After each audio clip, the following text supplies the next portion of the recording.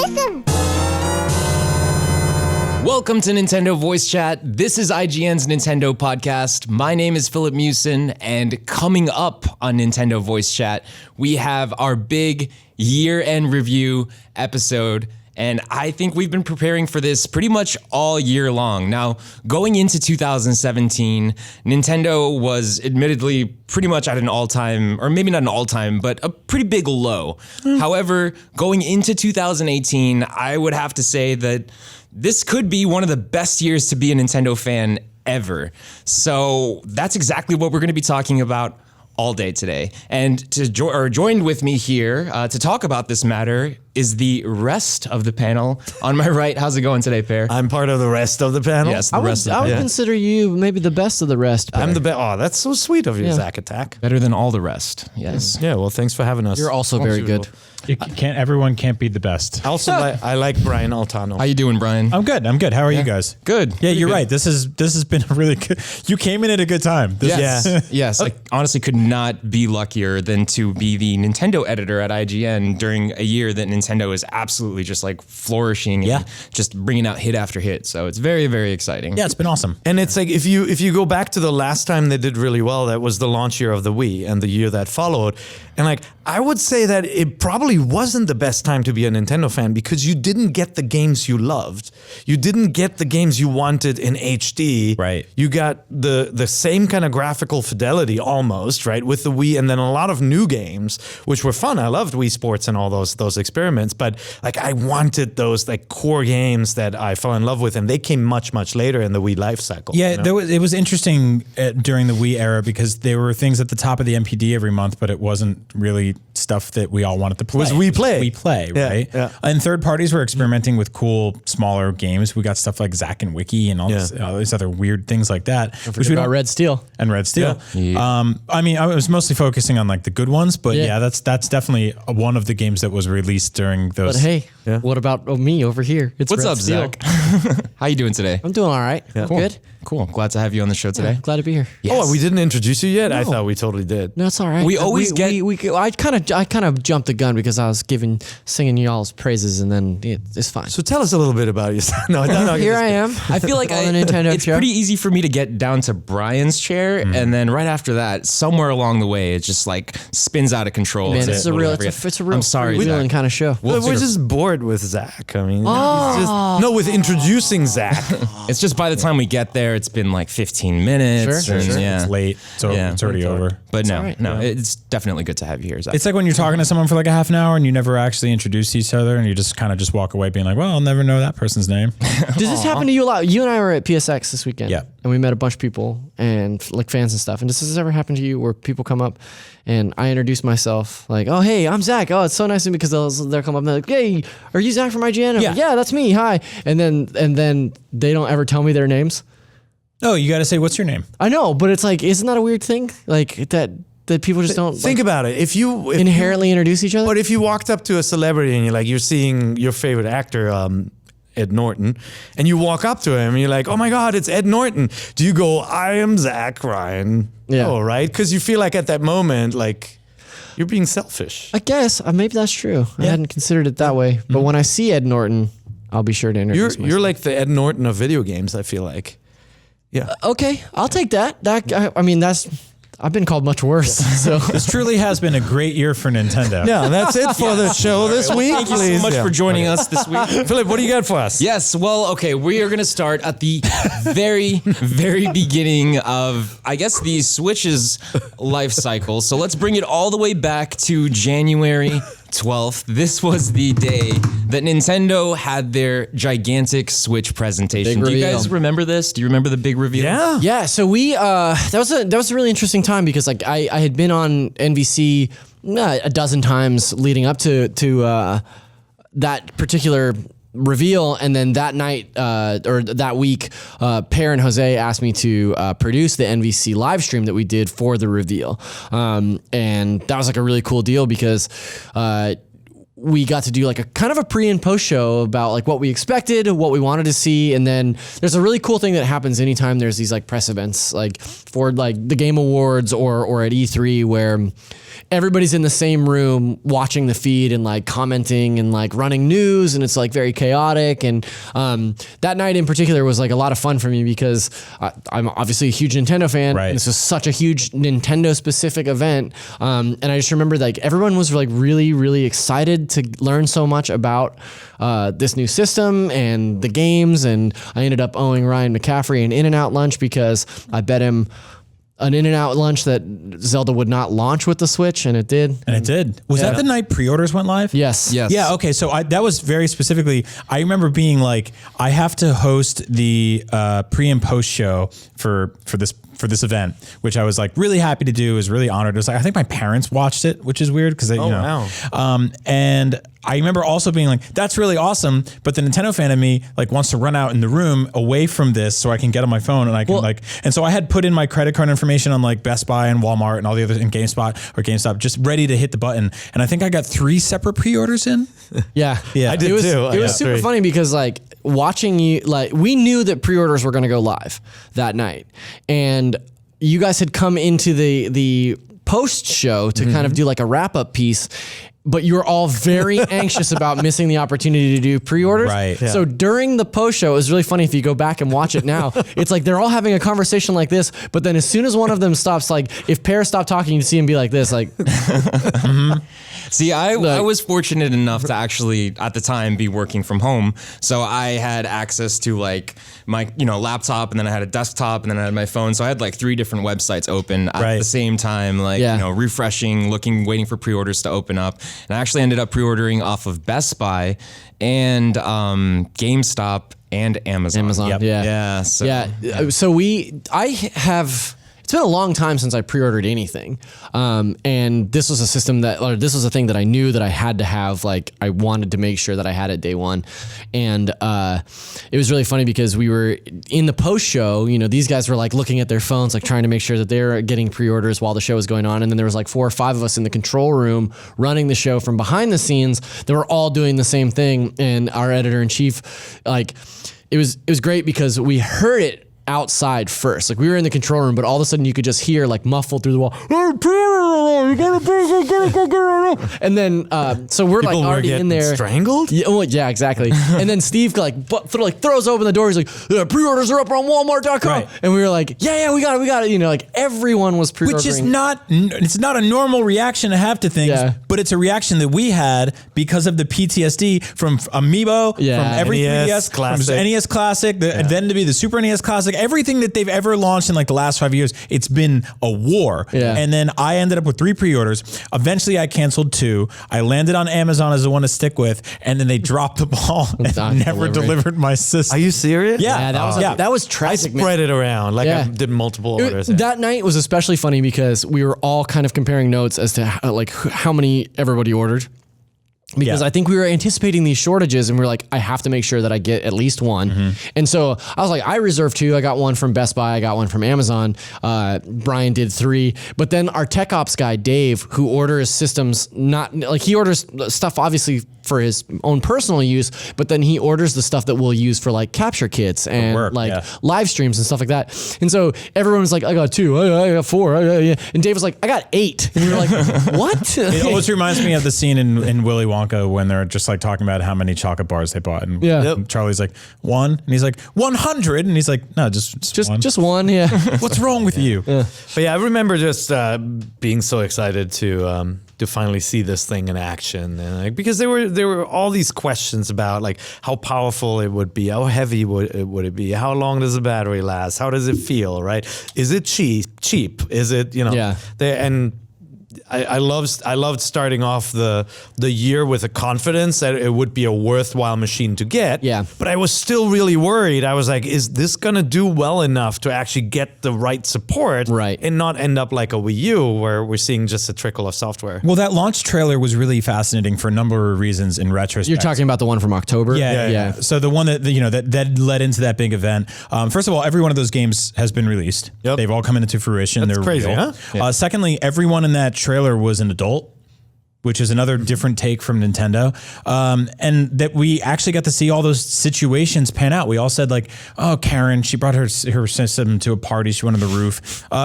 We've done that. Like I brought mine to a bar and split the Joy-Cons off. The guy sitting on the plane playing, like I've done that, you know, playing in bed, getting up, docking it and playing from there. I've done that too. We've done every single case scenario there. I remember being like, we're not going to do those things. We did all those things. All those games are out. They're all really fun. It rang hollow for the Wii U to see the gamepad demonstrated that way. It's like, you know, fun, family. And it's like, Dad's like, oh, I got to watch sports. And he's like, no problem. I'll play on the thing. No, you don't, because you need 2 screens. It was it was night and day. Like Facebook does that thing where it reminds you of something that happened in your life earlier in your life. And for me the other day, it was like, hey, it's been 4 years since you put up this picture. And it's my Nintendo Wii U. And it's the day I got it. It was like 4 years ago, like 2 weeks ago. And like half the comments on the side are like, oh, is that thing out? And I didn't even know that was coming out this week. And I was like, such a difference. Like you can almost tell that day the trajectory it would take versus the Switch, which, you know, we had our doubts about, but almost immediately came out of the gate swinging. Yeah. The presentation itself was really cool too. I think it did a lot to sort of encourage people that this was going to be a system worth investing in, right? So the initial launch trailer, I think we all kind of had this skepticism because of the scenarios that they were playing out. You know, it was like, are we really going to like play it at a party on a rooftop? Are we really going to like want to play it on a plane? And I think that presentation showed us so much more of what it could do. And for me personally, it also, they did a really smart thing of like doing a sort of demo, and they had like Koizumi up there pouring or shaking the ice cubes, you know, and like with the feedback, and like that was really cool. But then they would follow that up by being like, well, and here's a trailer for another game that's coming. Yeah, and it wasn't always a Nintendo game. It was a third-party game. So like right out of the gate, it was like, cool, there's at least second and third-party support that we can count on. They brought devs on. They brought Suda51 on. They showed the new Mario game. I mean, there was this like feeling of confidence there. Did they show Mario there? Yeah, they did. They did. That was like the first the running trailer. That's right. Yeah. That was the first time we saw New Donk City, and we were like, that's what right. is this game? It looked like the Sonic Adventure too, basically. Yeah. Right? So I mean, I think that you had this vote of confidence from third parties. You had, you know, sort of legendary game developers up there. You had that weird or triumphant weirdness that I think Nintendo's known for, like shaking the ice cubes and all that kind of stuff. Well, remember when he's like laying on the couch with the one hand draped? Like there's like so many moments that were so meme worthy just in that. Like it did a really good job of putting Nintendo back in the conversation in a way that it hadn't been in a long time. We saw snipper clips. We saw ARMS, I believe. Yes. Right? Yeah. Mario Kart was at the Mario Kart event here, right? There was like a really interesting Farming simulator trailer for ARMS. Yeah. Do you remember that trailer? It was like of the guy walking out and it's all black in the background, and there's like another girl walking out. Yep. And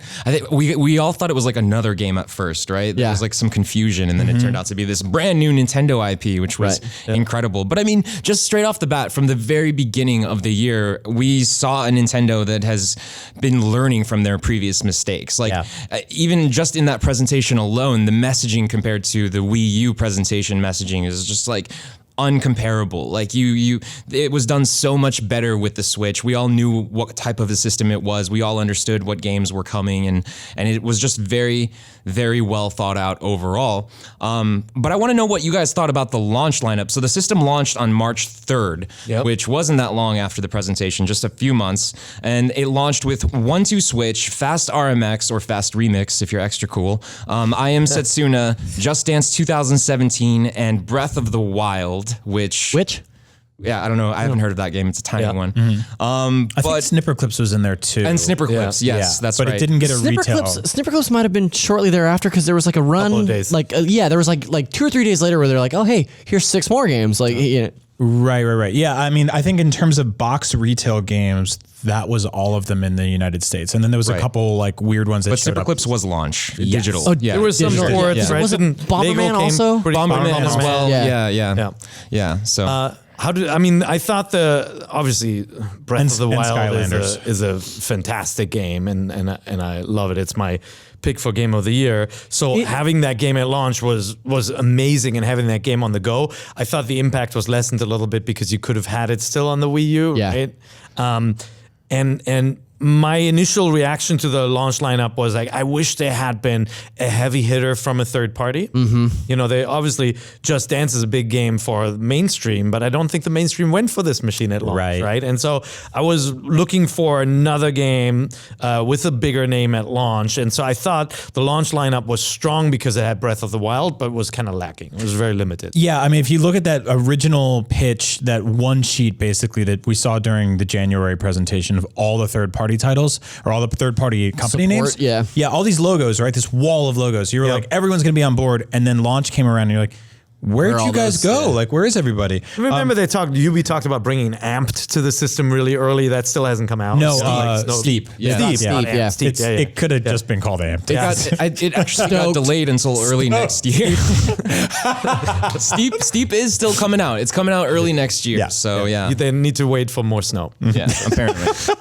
No, but they I thought playing 1-2 Switch to me, in the end, the game didn't work out, but it was a cool demo for the capabilities of the controllers and all the stuff you could do. That was an interesting, 3 days in the office where people were like, hey, you want to play 1-2 Switch? And at first you're like, yeah, let's do it. And then you're like, no, I'm cool. It fizzled so fast. Really fast. And that was, Initially when they announced 1-2 Switch and they showed it off and they said it was going to be its own game that we had to buy, I understood why they went in that direction, because there were a lot of people that were saying oh, this should be a pack-in type thing, it should be. But now I feel like it should have been a pack-in, right? Mm-hmm. It would have done way better. It would have gotten into a lot more hands. A lot more people would have played it, because I think just the overall way it was received was sort of it's another gimmicky type game that you don't really play at a party Nintendo thought. And the you would. gameplay, whereas Wii Sports had the gameplay to back it up, where whether you played bowling or tennis, you could play for hours and hours. This one just fizzled so fast. Well, I think a big part of it too was the almost the progression, and it was hindered by the fact that you had to sit down and you had to arbitrarily play the first 5 or so games that were in there to unlock the full grid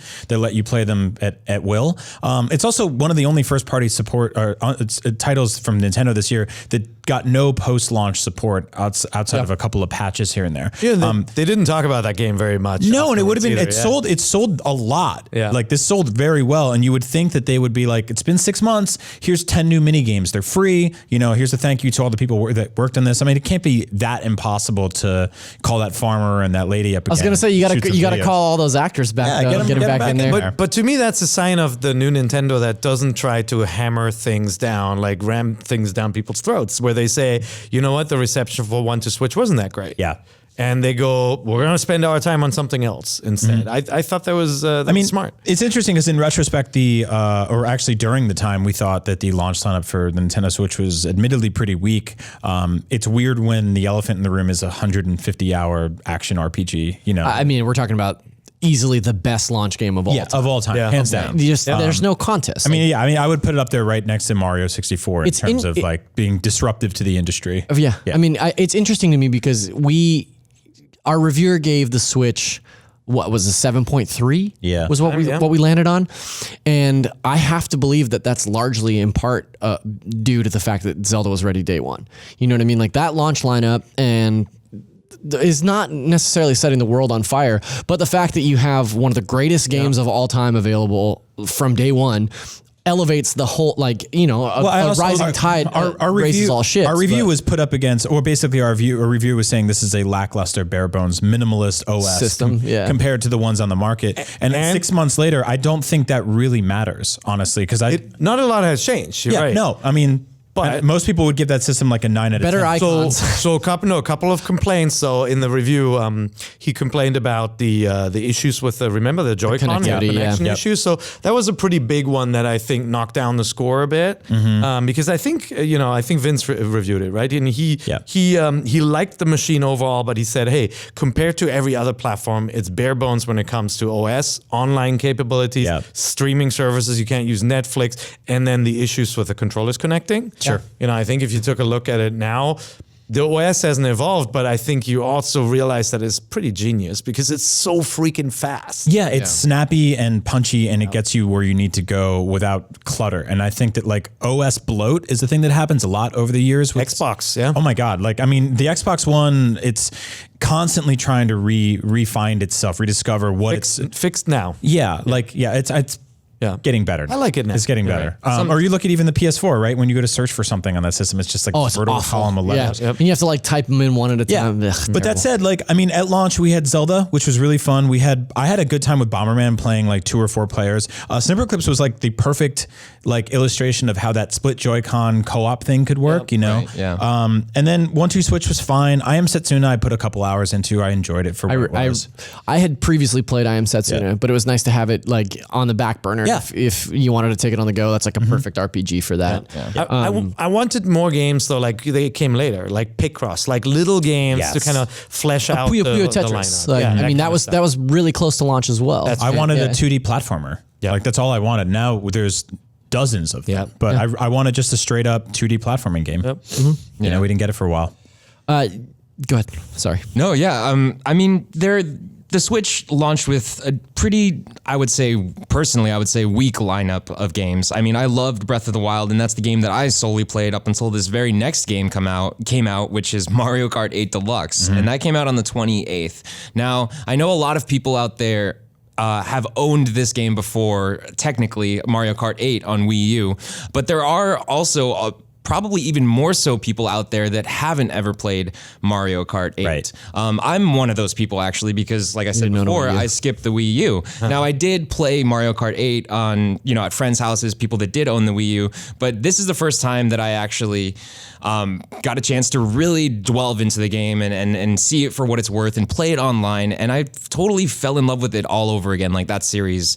Because the last real time that I really got into it was with Mario Kart 7, but Mario Kart 8 Deluxe really, really brought me back to that, and I just enjoyed it so much, especially with the battle mode too. Yeah, and I think like the selling point of the ports from the Wii U to the system was that new idea that you could take them anywhere. And I remember sort of scoffing, being like, I don't need to play this again. I unlocked everything in this. I did everything 100%. And then I told the story earlier in the year, but I was on a work trip with Max Scoville and Mega Ran, who's a rapper, and we were just like, we got rained out on this shoot. We were in this like dumpy hotel in Florida, and we all realized we have Mario Kart 8, and Mega Ran had his dock, and he plugged it in, and we played multiplayer with each of us having our own screen, one of us on TV and the two of us over there. And we just like got a bottle of booze and just like got drunk and played Mario Kart all night. And I'm like, yeah, I could have lugged my Wii U on this trip, but that's not going to work. We would have been split screen and everything. And that's when I realized like that is the magic of this thing, is that I can bring this anywhere. I can bring this on an airplane. I can play multiplayer with other people who have this anywhere. I mean, so you see people in line at like Gamescom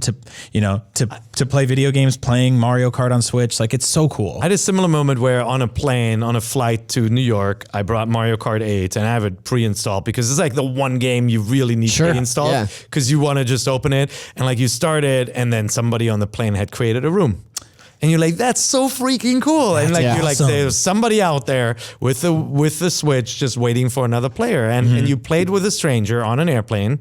But seeing the game run on your screen is just gorgeous. It's so beautiful. They really did a good job of cleaning this up from the Wii U version. I mean, not to say that the Wii U version wasn't gorgeous as well. This is a really awesome case for these sort of remake or remaster ports from the Wii U, because like Philip, like there's a lot of people that skipped that generation, and I would personally would love to see more of this kind of stuff happen. Like, give me Mario Kart 8, give me Captain Toad's Treasure Tracker, give me Bayonetta, give me Bayonetta 1 and 2. Like that's perfect, because a lot of people miss those and are going to have an opportunity to play it on a system that's and it looks so more good. readily available. That there is this moment where like Breath of the Wild was new, and it's like, this is awesome. But then you play Mario Kart and you're like, this is a handheld now, right? This is the thing that was a box at home is now in my hands. Nothing's spinning, and it looks better. Play it anywhere. It's a testament to gorgeous, vibrant art direction. You know, that even in a non 4K capable device or whatever have you, like it stands the test of time. It's beautiful. It will look great for a very long time.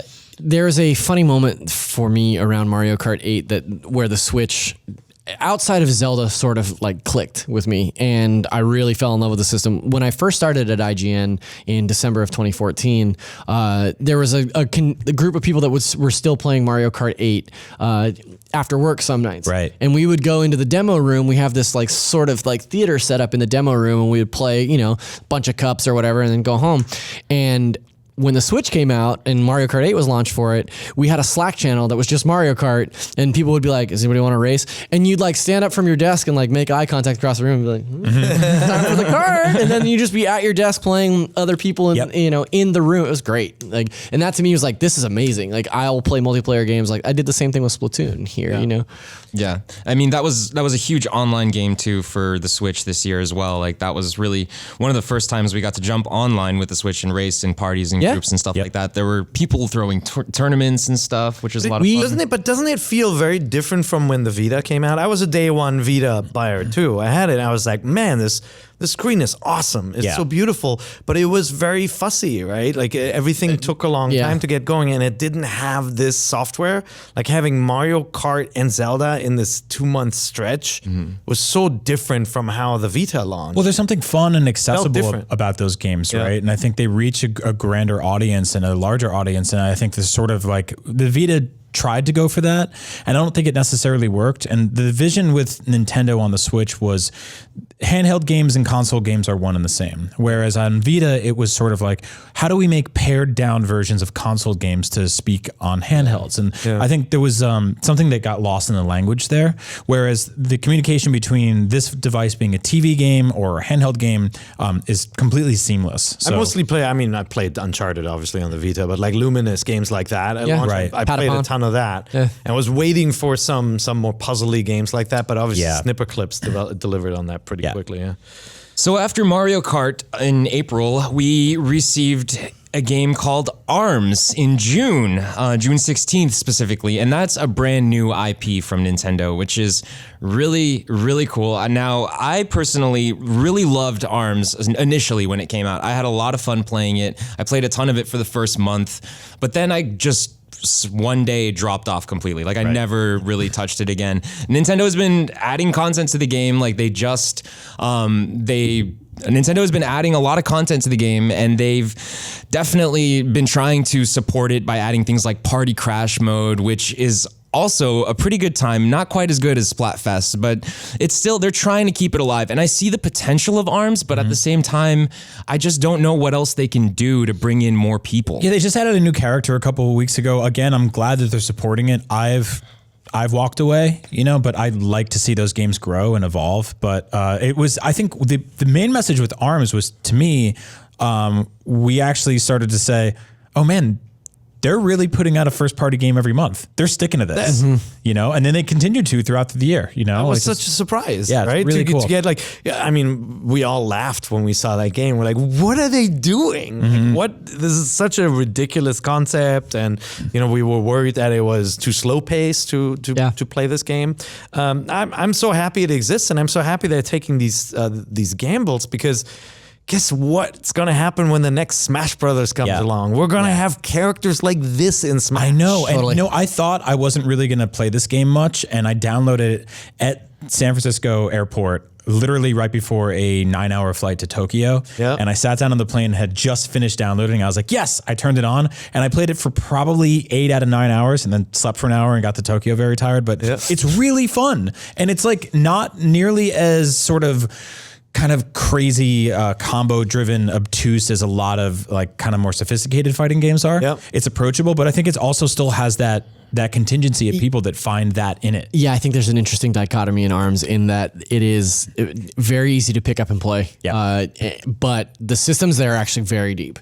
And especially like the way that you use offense and defense, how offense and defensive stances play off of each other, right? I think it's really, really interesting the way that players will get into this and make this like maybe not to the level of like a Street Fighter or something, but get like watching a pro level player like or somebody that has like invested the time in ARMS from the time that it launched till now is insane. And the motion controls, the utilization of the motion controls is nuts. Like when I've played ARMS, and I've played it off and on since launch, I've only played it like this or with a pro controller. I haven't used the motion controls, but that's like where it's at with this game. That was a good demonstration for the fact that this thing has motion controls, right? Like just letting you play this game slightly differently, I think. Something's happening with our B-roll there if you're watching the video. I don't know what the deal is. It's getting all glitched out, but it's not how the game looks or plays. I remember during the test punch, ARMS was like getting really well received. A lot of people were playing the Test Punch. A lot of people I love that name, by the way.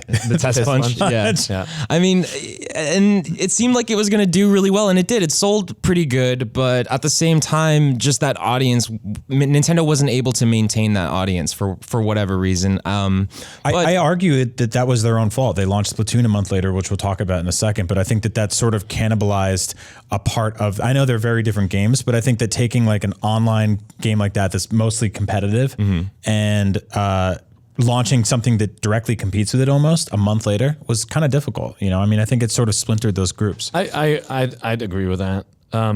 I don't know. I wouldn't actually. I would argue that ARMS is like a fighting game, you know, and that has its own fan base, whereas Splatoon is more of like a shooter type experience. So because those genres are so different, they attract different types of audiences, especially if it's somebody who's not necessarily like a Nintendo fan, right? Like originally, you know what I mean? And they're more just geared towards specific genres rather than franchises. Yeah, no, you're right in that. I think like for the sort of like hardcore Nintendo fan group that isn't necessarily the biggest into the more traditional third person shooting games or like, you know, one-on-one fighting games, this was just sort of them drifting. And, you know, that describes me basically. Like, I don't play a lot of games like that, but when I see Nintendo's pedigree behind it, I'm like, oh, this is going to be cool. So I jumped in on ARMS for a little bit, and then I kind of gave up when Splatoon came around. But same here.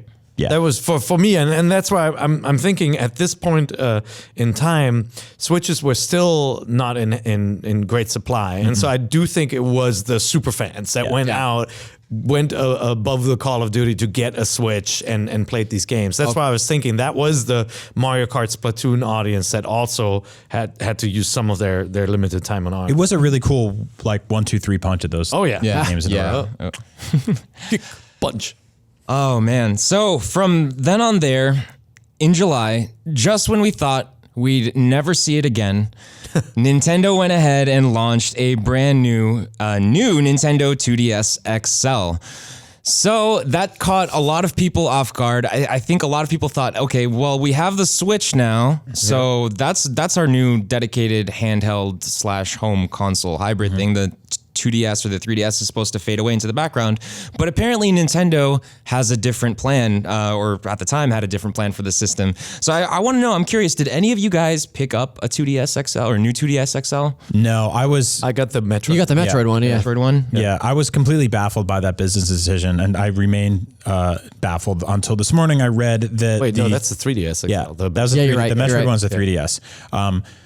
I read this morning that the 3DS is on track in 2017 to outsell the 3DS in 2016. So whatever the hell they did with that family of weird little systems, it worked this year. They created a cheaper tier, and I think they knew that the original 2DS is a pile of crap. Yeah. Like it's just not a good shape, and it's not attractive. They just put a new one out. The Zelda one. Yeah. They just put the Zelda one out. Yeah. But No.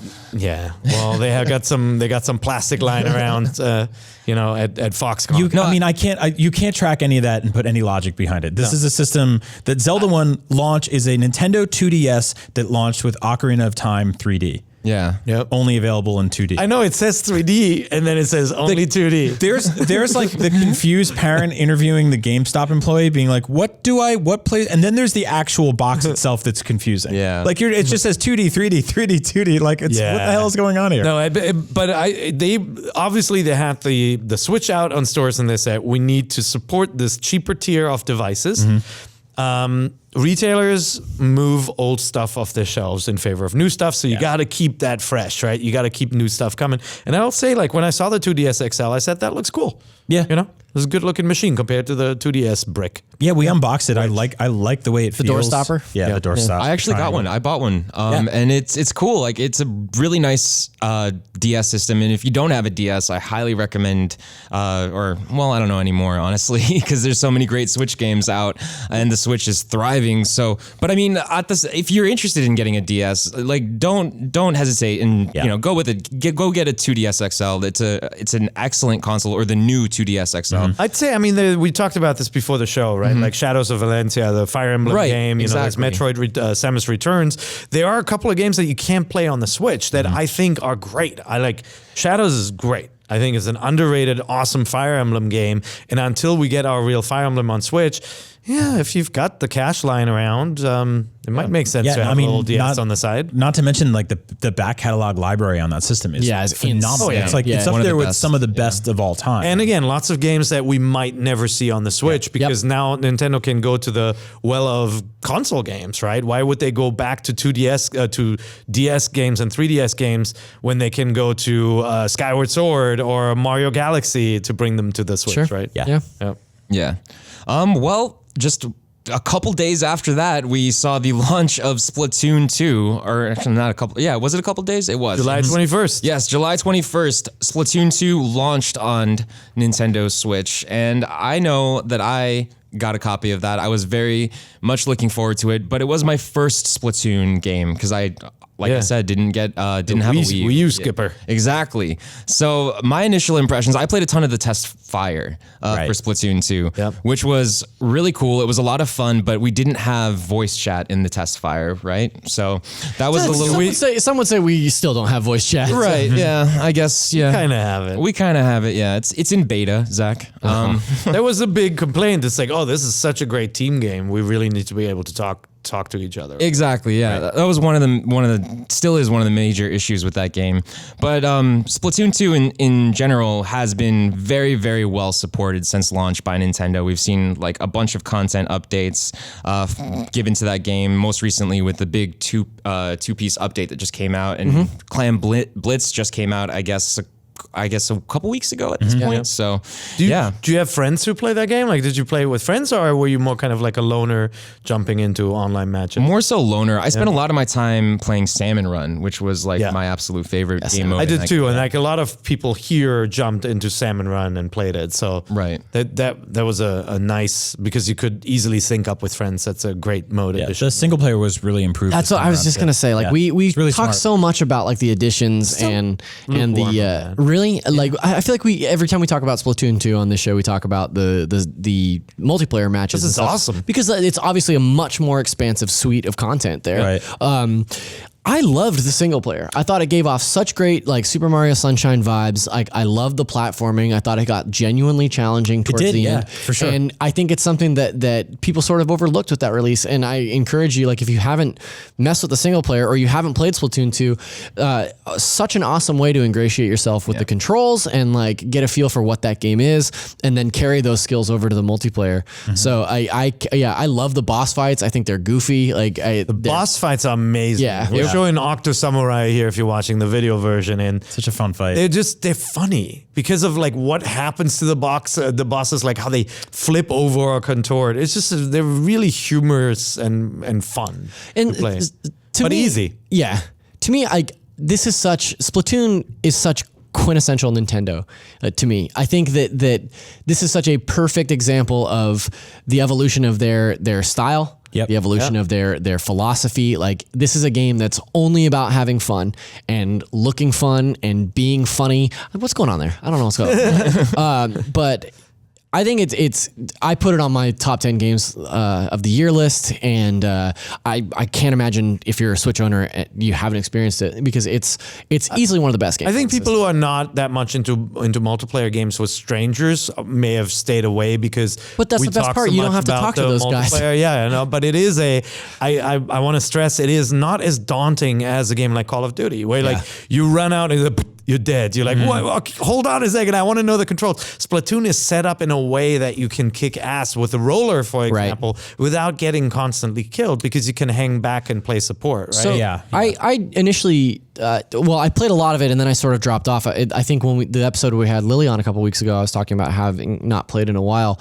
And I've since jumped back in to take a look at what that looks like. And I haven't been back for a Splatfest, but just dropping in on multiplayer, it's kind of like when you hang out with an old friend that you haven't seen in a while and you guys just don't skip a beat, because like it felt totally intuitive to me. I picked it right back up. I'm still bad at it. I'm just bad at video games in general, but I had a lot of fun with it. And I think that's kind of the nice thing, is like, this is a game that we can drop back in on for the next 2 years. Yeah. And there'll be something new there. It's worth playing just for Salmon Run, I think. It's if you have a friend with a Switch and neither one of you have taken a jump into Splatoon. Just get it for Salmon Run.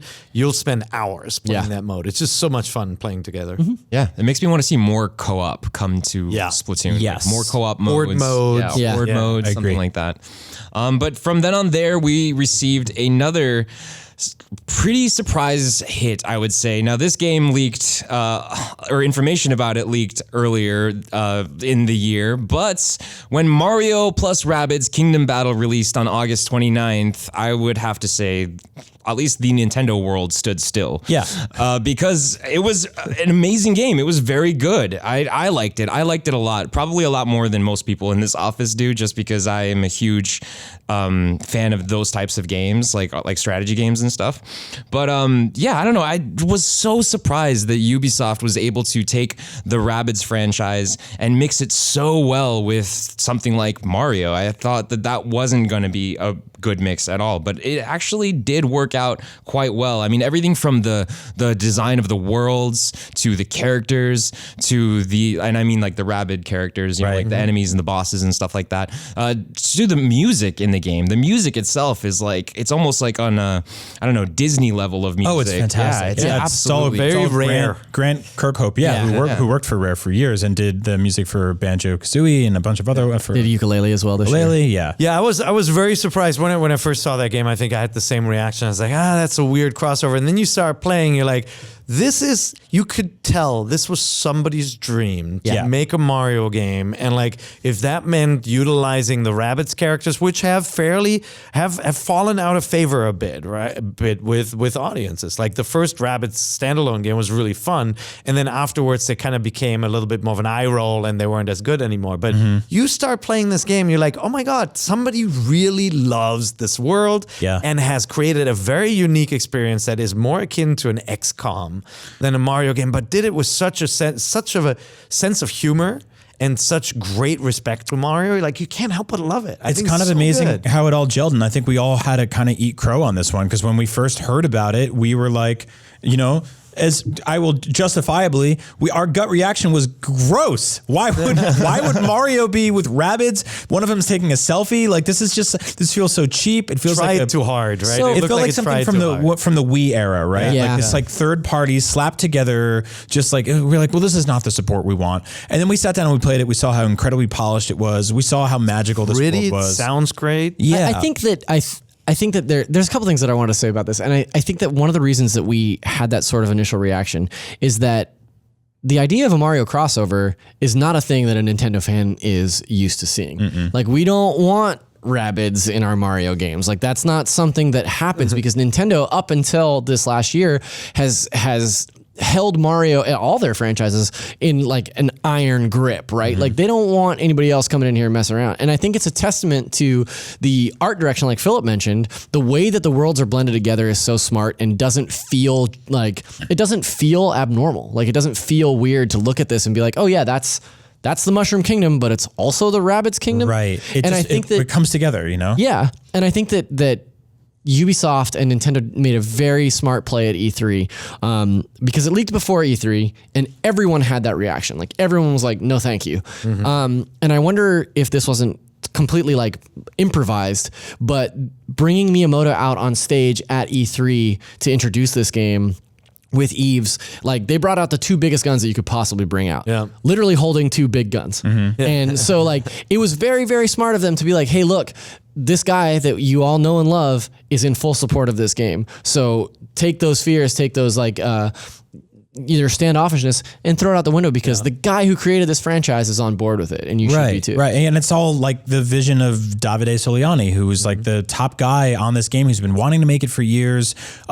Hearing his story is fascinating. It's really endearing, and you can tell this guy's an old school, hardcore Nintendo fan, like everyone in this room and everyone listening to the show.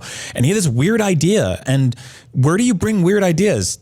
Nintendo. Yeah. You know, like for all of us to sort of be like, from the company that brought you ARMS. Yeah. Here's another weird idea, right? So it's like, but this could have failed. This should have failed, but it soared instead. But it's so weird. Like, if you look at the gameplay, like, the fact that they didn't say, "Oh, this needs to be a Metroid game," because it makes sense. You're shooting things, Yeah, right? Like, yeah. The fact that they went to Mario and somehow convinced Nintendo that guns, not fire flowers and shooting a fireball, but guns would be in this Hundreds game. of guns. It's like such an improbable concept, and they pulled it off so well. Well, and I love if you're that- sleeping on this, you got to buy it. Yeah, and Miyamoto played like a sort of like cruel art teacher on this one, where he was like sort of tied their hands behind their back, and he was like, "If you're gonna make a game about Mario, he can't jump because that's what he does in my game." So they were like, "All right, well, what if he shoots and followed a Roomba everywhere?" Yeah. You know, and it just worked. It just somehow worked. Ubisoft really just nailed the details in this game. Like everything from the environments, the level design, all the way to the actual names of the guns themselves. Like the weapons are hilariously named,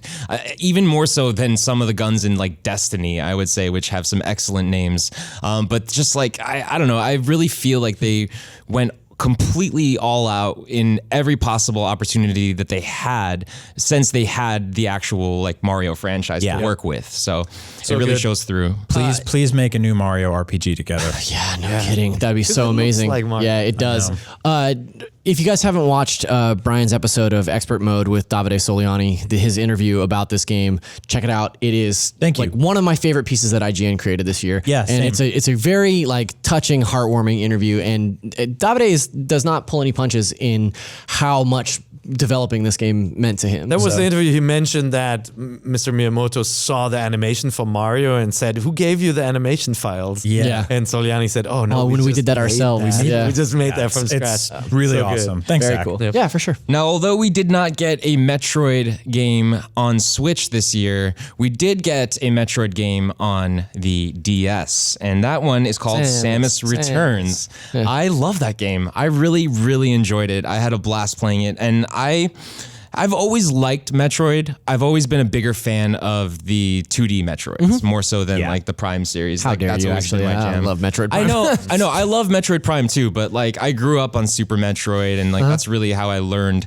how to play video games, like hard. So good, video all of games. them. No, It's tough to compare them. right there with you. Really? I love the Prime games, but God, like Zero Mission, Super Metroid, those are some of my favorite games of all So time. great. Oh, yeah. So if you skipped it and you like Metroid, I highly recommend you pick up Samus Returns. That was a surprise. excellent. Yeah. That was a surprise. I mean, like we had always talked about Reggie's little Samus pins, and you know, we kind of You've been trolling. we've been. If you watched the show back then, we've been asking for a Metroid game basically every episode. Yep. Invoked the great name of a great franchise, and it was just awesome to see 2 games announced and then 1 game released this year. All of our reactions, I think, were, I wish that it had come to Switch, Yes. even at the same time, just Yeah. so that we have this brand new console that we're excited about. We can play it on that one.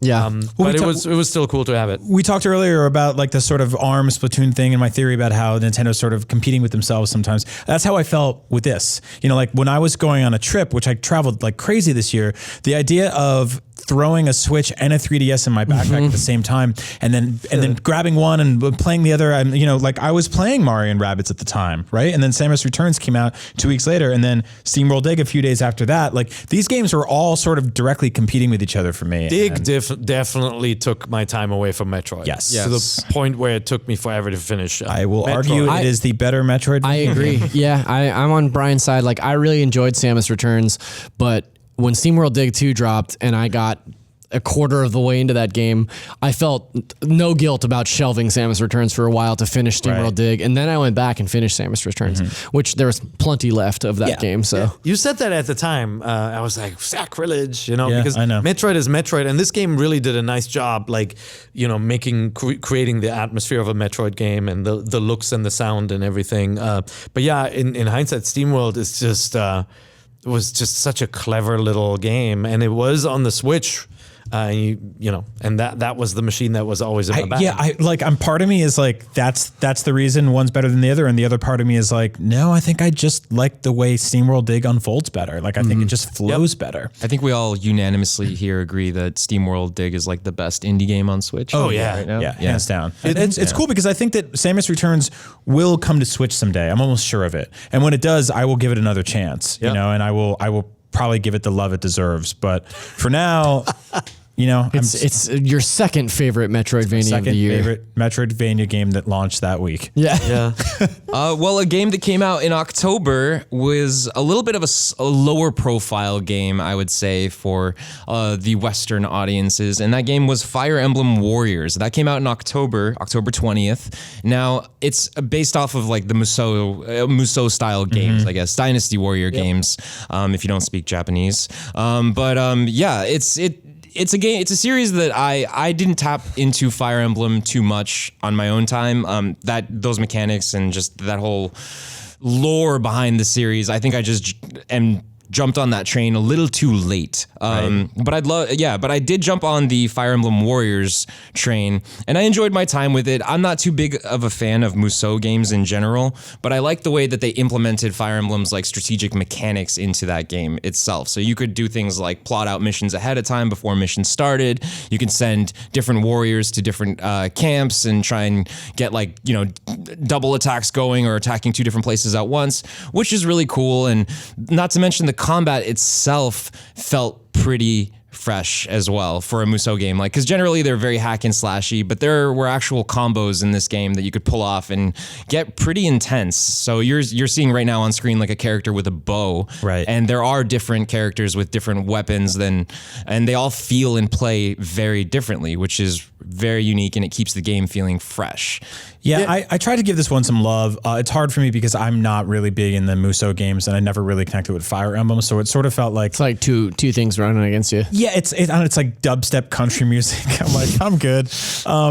But for like talking to Pear about it was really interesting because like you're not really crazy about the Musou games, but you love Fire Emblem, and you found a lot that you did like in this game. And I mean, to be honest, like my favorite franchise is Zelda. Yeah. Right. And then I absolutely love Fire Emblem. It's very close, with Metroid and Mario up there. And I couldn't get into Hyrule Warriors. Like I just there was just something about the setup of the game that bothered me. You know what it is about that game? It's a bad game. Oh, okay. Well, there we go. But I felt like this one, they really they looked at they looked at Fire Emblem and they asked all the right questions and had the right answers for what makes those games special, and they implemented the characters in a smart way with a weapons triangle with the different powers. I mean, you saw Takumi as the bow guy, right? Like you would use them against certain enemies. Like you see a Pegasus, you bring the bow guy, right? And when you have a Pegasus Knight, you don't go and face the archers. And like just that changed just like in real life. I was just gonna say that's what I'm always saying. When you're on Uni, never take a Pegasus against a bow knight. And then instead of having the map just as an indicator as to where stuff's going down, it became a strategic element in this game where you can direct your troops to go in certain ways. Yeah, I actually think this was the game that I didn't ask for, where it said, there are plenty of Switch games. Like Mario's almost out. I got Steamworld Dig. Don't worry about it. And then they released it. I'm like, oh, this is cool. See, it was funny. I really dig it. After that game released, I played a little bit of it. It's kind of the same deal. Like I had a really hard time getting into it, but I really liked. A couple times I would walk past your desk during the day and you were taking a break and I just saw you were just hammering on Fire Emblem Warriors. And I was like, that's cool that he's really digging it so much. So. I like it better than ARMS, for example. Like that game, despite it not having that Nintendo developer polish, right? I like it better in the end. I mean, there's a million too many to list, but by October of this year on Switch, there was this like tremendous undercurrent of indie games that I was playing constantly, so that almost to the point where like all the time. Tell us more about that, Brian. If you've heard me rambling all year about weird ass indie games. There are more than 260 games on the eShop, and I think Brian has played 245. I played a lot of them. I think that's like, and it's really cool because it's like it's given us a chance to talk about a lot of stuff that I think kind of flies under the radar. But so by this time I was perfectly okay with skipping this game and playing something like Slime Song. I could totally understand that, but it's like it's another game where in the end I think it turned out much better than expected. It was like Mario and Rabbids, where you start playing it, you're like, this is good. Great, like why is this good? That was easily the number one first party Switch game that launched that week, though, right? Yep, wasn't it? Yep. Wasn't it? Nope. Nope. I don't think so. No. What do we get? As I said, it wasn't. 7 days later, literally one of the biggest, if So not the mean. biggest, no, one of the biggest Switch games came out, and that's Super Mario Odyssey. Wahoo. Yes, wahoo, indeed. And, I'm just going to let you guys go ahead and talk about this one because you... Good Lord, Yes. what a game. Yes. This was the way, again, this took over not just our office, this was the zeitgeist of the video game, like sort of internet everywhere, people Right. everywhere. We're talking about how special this game was. This game was and is pure, just unadulterated fun, magic, joy. It is creative. It is nonsensical. It is polished, beautiful, wonderful. Like everything about it exceeded everything I expected from it. Except for the multiplayer, which was kind of a bummer. But everything else was just the sense of discovery, the way people were playing it, the way people were going after different moons, the way people were speedrunning it. Just a fantastic game, one of the best games of the year. Very, very difficult decision for me to choose this between Zelda. I had multiple trepidations when going to this game. One was we had seen so many levels already. I was saying, please let there still be mystery left, right? And there's so much that And we didn't know. there Yeah. still is plenty, right? There's some awesome levels. We're not going to talk about those later in the game that are just truly magical. But the other trepidation was, will there be enough to do? Because you looked at Breath of the Wild and you said, Breath of the Wild is just, you could play for 150 hours and still find new Korok seeds or whatever. And then you start playing this game and you get to this point where you had like the little metal boxes explode and more moons are everywhere in the world. And it's just insane how many challenges, how many like little things to interact with Nintendo put into this game. It's just this never-ending quest of joy and fun and awesome moments, and it sounds good, and it looks beautiful, and it controls incredibly well. Yeah, I think it's almost rote to compare. To say that Mario took some lessons from Zelda this year in terms of the way that the world works, but it's true. Like the way that Zelda encouraged you to explore and try different things and run off into the distance and push the limits of that game.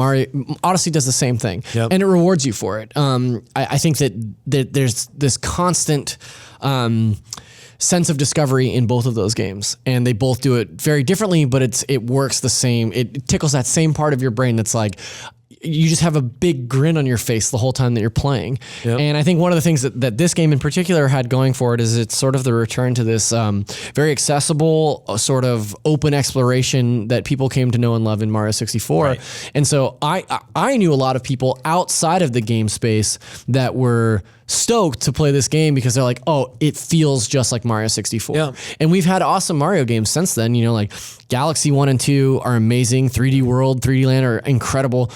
This is the game that people saw and were like, ooh, Mario's back. Yeah. And I'm excited to play that. There's so many moments that are homages to Mario 64. It acknowledges its pedigree. There's homages to almost every Mario game in it, which I really love. And I think what's awesome about this game is like every great Nintendo game, the accessibility of it scales to casual to mastery, and seeing people pull off the triple jump into a dive, into a hat jump, into a long jump, like watching people do like the Koopa Run moons, where they're just like, dude, like you're like, how did you do that? Like they scale the top of this gigantic level, grab a moon, and it's like half a second. There's like 4 Koopas at the bottom. Like, what's wrong with him? Is he on steroids? Definitely the line is a little flat in the beginning, right? It feels very easy in the beginning, and then there are the limitations with the motion controls where I was like, I wish they hadn't so heavily relied on that. Yeah. But then you keep going and you discover some of the little side missions, and some of like just to get the second moon on the runs. It's just so much fun, and it's challenging. So, completing awesome. That game is effectively just the first third of it too. I mean, the game completely opens up in the end game, post-credit stuff. It gets infinitely more difficult. It becomes more challenging. Just insane. It's just completely insane. Brian and I were a little concerned because we started playing this game just before launch for Link Together, and we rocketed through the first like 3 or 4 worlds. And it was one of those things where it was like, you turn a corner, you find a moon. You jump up a pipe, you find a moon. You go over here, you find a moon. It was just like, oh, this is crazy that like this Oprah. Is everybody gets a moon. But we were like, this is crazy how easy it is to find these things and get to the next level. So like, what does that mean for us? But the idea that I've sunk as much time into it as I have, probably well over 30 hours at this point. Yeah. And I've still only got 600 moons. I'll come back to this game for least 2 years before I find all 900. You know, like easily. Yeah, that's one of my favorite things about this game in general is just that it's one of those games like Breath of the Wild where you can just turn it on, pick it up, and just start playing. Like you don't have to really remember what you were doing last to have a good time. Yeah. Because like there are so many different things. You can go collect moons, you could go do Koopa races, you could just mess around with the physics in the world. There's just a lot to do and a lot of fun to be had. So definitely probably one of the best Switch games to come out this year, or definitely the best Switch game to come out this year. Probably. Definitely, probably, guys. Get used to it. No, I'm just kidding. Okay, so after Mario came out, we've got 2 big third-party releases for the month of November, and they were pretty much back-to-back, both from Bethesda. Doom for the first week, that came out on November 10th, and then Skyrim on November 17th. Now, I'm very excited about, or I was very excited and still am very excited about these 2 titles because it shows that the Switch is an incredibly powerful third-party device. I mean, third parties should be developing games for this thing. Now, yes, Skyrim is a little bit of an older game, but Doom is not an old game at all. That's a relatively new game, and the Switch is capable of running it. So I was very, very, very excited to see. I hope they sell. Yeah. I hope they sell. I mean, if you haven't played Doom, you should buy it. If you have an Xbox One or a PS4, that's the better version to get. There's no question about it. Just visually, it's better. But it's pretty amazing to see this game running on the Switch, even in 30. And then Skyrim looks as good as some of the. Obviously, looks as good as the original on 360 and Yeah, it's somewhere in between. I feel like it's somewhere in between the original and the HD version. Yeah, and it's a step up. So if the last time you played it was last generation, I think it's also worth playing. It's crazy to me, and I know that this novelty will eventually wear off, but the idea of having Skyrim on a portable is insane to me. And I remember in that first reveal back in October of last year, when one of the shots was a guy on a plane playing Skyrim, and all of us were like, bogus. Like, there's no way that runs on the system. Because then it came out, like, we contacted Bethesda and they're like, well, that's an approximation of what it'll be. Right. They wouldn't tell us which version of it was. And it works. You can play Skyrim anywhere you want in the world. It's crazy. And it's a monster of a game. The triumph of this too is that Bethesda historically did not support Nintendo systems and haven't in a very long time, almost if ever, because it's just not something they've been, like, they were actively sort of denouncing the Wii U. They spoke out against like making anything for that system, and sort of justifiably, like, they didn't really have a good story to tell there. But the fact that you can take Skyrim anywhere, I've already had like incredible experiences with it. It's just, again, I didn't think that I would enjoy playing this game again. I thought I had seen everything I needed to see. I thought I was done with it. Putting it on a portable changes that conversation. Why is it so blurry? He's real drunk in the beginning.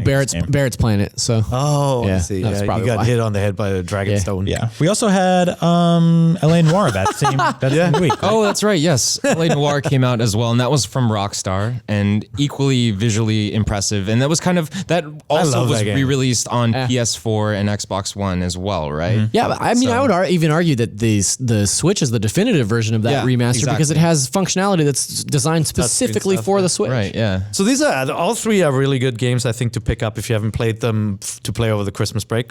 If you're done with Zelda and Zelda's DLC and you're done with Mario Odyssey, take a look at some of the big third-party games. Definitely want to support them. 600 more hours of game for you. That's the thing. Like, these games are so freaking huge. Yeah. Speaking of games that are freaking huge, let's take a look at the next one. Oh God, here. Pokemon Ultra Sun and Moon. I don't think that's not where I was going. No, but that's not where you were going. No. Well, it did come out. It did come out on 3DS, and I do want to ask you guys: do you think that this will be the last Pokemon released on 3DS? Yes. Yeah. Considering that Pokemon Company is developing a game for Switch, I feel like that's where that franchise But do you think moving. that game on Switch will come out next year, or do you think 2018 won't see a Pokemon game? No, they'll have one. They'll have one. Yeah. Pokemon Company needs a big hit. It seems crazy to leave that money on the table. It's also like the 3DS's audience is gigantic. Right. Like, we've all moved on, but it's you can't forget about that. There are tens of millions of 3DSs out there. Maybe another re-release or a special edition of something. I think they'll keep on going on the 3DS, but the new mainline game, I think, will be on Switch. So they've been doing doing they put red, blue, and yellow on 3DS. Yep. In the eShop, and then they put the second gen Pokemon games too, Gold and Silver. So I mean, it wouldn't surprise me at all to see like Black and White. Black and White is on 3DS. Yeah. So like they could essentially just like keep porting the older versions to the newer hardware. Yeah, or do a special edition with new visuals. Sure. Of one of the classics for sure. But I think the big game he was talking about was starts with an X. Yes, or Z if you're weird. Sorry, I had to say that. Xenoblade Chronicles 2. Oh, last big Switch game to be released of this year. That came out on December 1st. I played a ton of it. I got a chance to play it a little bit earlier. Still am working on it. Have not finished it. Will hopefully finish it before the end of the year. But I know Zach was playing it a little bit. Are you still planning on finishing it by the end of the year? I don't think I'll finish it by the end of the year. No? But it's definitely a game that, like, to me, Xenoblade is a game that I'll play like The Witcher. Like I loved The Witcher, and I went back to it. Yeah, I went back to it periodically, off and on, for the better part of a year before I finished it. You know, and I feel like that's something that I'll do with Xenoblade. Like I'm about 5 hours in. I'll pick it up after I finish the Zelda. I'll go back to it after I finish the Zelda DLC. It's something that I'll stick with because I do like it a lot. It's just I know that it's an 80+ hour game. Yeah. So yeah. That's my issue. Is like there are just not enough hours in the week for all the 80-hour games that I have across all the different platforms. But I think they did such a nice job with this world. I just really love seeing the creatures, and like it's one of those games that keeps introducing game systems. Over time. The battle system itself is just insane. Yeah. It's so much fun to play. And again, it's one of those games where I'm like, I didn't ask for this. Like I wanted a game like this when I had more time, when there was a gap in the lineup. But I sure appreciate that Nintendo just has this cadence of releasing games, like a big new game every month. In some cases, with Fire Emblem and Mario 2. Yeah. 2 Nintendo franchise titles. Let's hope they keep it up through the new year. I agree. Yeah, what's the big January game, right? Yeah, we'll see. Metroid Prime 4. January. Low key secret announcement sneaking it under there. As we finish up the year, Nintendo actually recently announced that they sold through, not just shipped, but sold through over 10 million Switches. Insane. In the last 9 months, which is incredible. That's really nuts. Yeah. Very well done, Nintendo. It's it's going to be a pretty popular Christmas item too, I imagine. Right? Yeah. It did well during the, Black Friday, that whole week. It sold really well. It's in stock now. As I go into retailers, I see them now.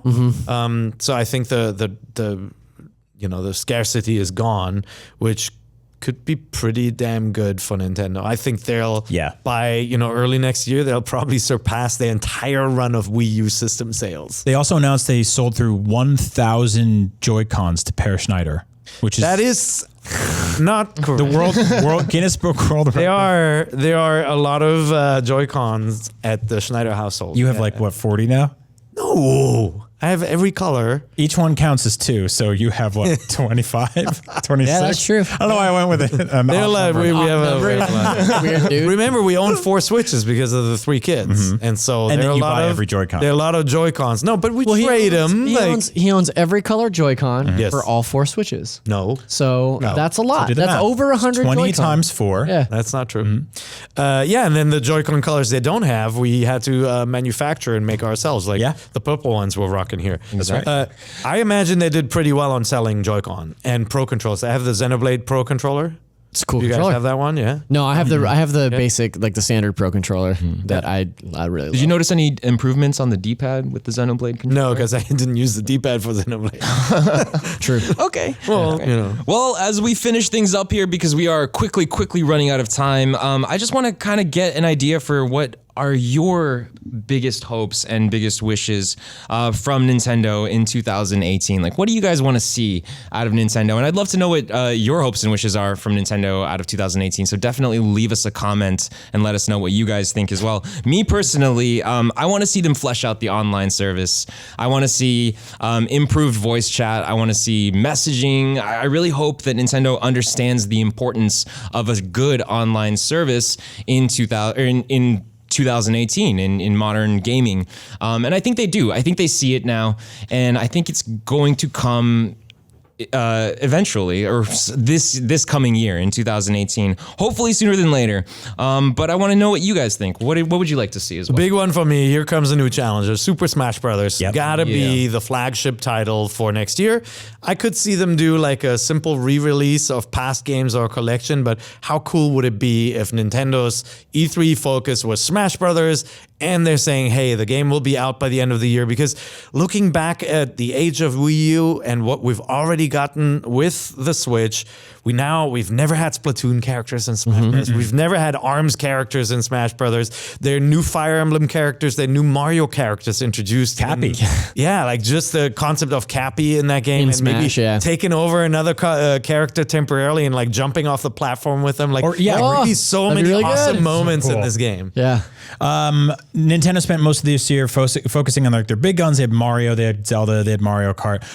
Now I want them to dig into like the weird parts of their portfolio. I want WarioWare, I want Animal Crossing, I want Pikmin. Those are like. Do you want F-Zero? I'm okay. How about if they re-release Star Fox? I'm okay. I'm Star Fox ever again. Really. I would be really happy to see Star Fox. No, Star Fox is fine. I think we're to be totally frank. We are chasing ghosts with that franchise. It will never be the N64 game again, and we keep pretending it will be. Sorry, I love you guys. Good luck. What if it was open world? You could fly anywhere in the world and land anywhere and explore. Now it was now we're using talking. You're talking about like Zelda Open Breath of the Sky. Wild engine. Yeah. I mean, okay, that'd be so kinda I'm cool. in. So okay, I'm open to a Star Fox that sort of like reinvents the story there. And yeah, again, more online stuff, more weird indies, and I want to see more virtual console stuff. We're getting Super Mario Verse in a week. Do you guys know what that is? Yeah, it's No one the knows what that is. arcade game. Yeah, right? it's like a Japanese arcade game remix of the original Super Mario Brothers. It's part of the Neo Geo or ACA series, basically. It'll be $8. It's out in a week. It's the first 2D Mario game on the system, which is weird because people are going to go on that eShop and be like, hey, cool Mario. And they'll be like, why can he walk underwater? This is weird. So yeah, I like that game a lot. I want to see more stuff like that, more virtual console. And yeah, lots of games. Cool. ARMS 2. No, want, Zach? Brian hit it for me too. I just want to know what's going on with the Virtual Console. Yeah. Like as a lifelong Nintendo fan and the amount that I am enjoying my time with the Switch, I want to play Wind Waker on this. I want to play Mario 64 on this. I want to play Super Metroid on this. I'm one of those repeat offenders that has bought Nintendo games multiple times because they're available via Virtual Console. And the idea of putting them all on this machine and taking them with me all in one package is very intriguing to me. So I want to see what's up with Virtual So you Console. think Give me whenever- Metroid Prime on this bad boy. See, whenever I think Virtual Console, I think older, like Super NES, maybe up to N64. Right. Like I kind of feel like they look at GameCube and Wii U and think, ding, ding, ding, ding, full re-release of like Mario Sunshine. Sure, but I mean, if they're putting Twilight Princess and what was the other game on the Samsung tablets? What was the other one? We just talked about it last week. On the not the NVIDIA Punch Yeah, Out? Shield. Yeah, the Shield. It was Punch Out. It was Punch Out and It was Punch Out. was it Galaxy? maybe it was. I don't remember. Long story short. Sorry, we Sunshine. forget. We're Anyway, old. if they're talking about putting GameCube like all the way up to GameCube, I don't necessarily like. I'll pay full retail for Super Mario Odyssey or Super Mario Sunshine. Damn it, Galaxy. Jeez, I had like a weird aphasia just then. What if you just kept saying the wrong But name? yeah, right. You just Super Mario World. My nose starts bleeding. But if they want to take backwards compatibility, if they want to put like all the way up through GameCube on Virtual Console, like if we can play Nintendo 64 and GameCube games on the Switch, like I'm all up for that. I'm all. I agree. Metroid Prime. Yeah. Philip, can I do a real quick plug? Absolutely. Okay, our friends over at Ubisoft are very conscious of what's been going on in California, which have been fires. The NorCal fires specifically have caused a lot of damage, and they put together a quick fundraiser called NorCal Strong. They are selling these shirts, and they are donating 100% of the proceeds to victims of the fire. So head on over to unite.assassinscreed.com, get a shirt or a hoodie, and help a good cause. And the T-shirt, if you're just listening to the show, it looks like the Assassin's Creed logo around the Golden Gate Bridge. Yeah, right. It's really cool. It says NorCal Strong. I'm really into it. That's awesome. Yeah. Very, very cool. All right. Well, that's all the scoops we have for you today. No, I'm just kidding. Sorry. No. Beyond. Yeah. And beyond to you all. And Keep it unlocked. Yeah. And keep it unlocked. No, just kidding. I did want to say this year has been an incredible year for all of us, for a lot of us out there. We got a new Nintendo console in the world. We got a new Nintendo editor at IGN. Lots of new Nintendo stuff happening. We got a new Nintendo Zelda game, New a Nintendo Mario Zelda game, a game, new yeah. Fire Emblem Warriors. Exactly. Yes. So many. But let us a not new forget Metroid. the new Nintendo editor. IGN. No. But yeah, I Paint's still wet. still drying out there. Woo. But yeah, thank you all very much for having me this Of course. this year, and very much excited for the new horizons of next year and what's to come, and I'm just really looking forward to having a great show from here on out. So yeah, thank you all very much, and we will catch you very soon. Take care. Get the thing.